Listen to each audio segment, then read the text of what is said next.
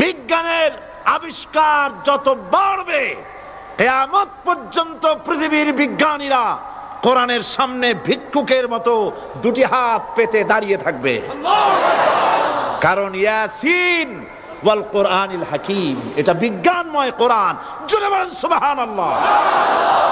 বিজ্ঞান দিয়ে ভরা, সুবহানাল্লাহ। আমি অবাক হই, আল্লাহ বলছেন ওমা উতিতু মিনাল ইলমি ইল্লা কালিলা, সামান্যতম জ্ঞান দিছি।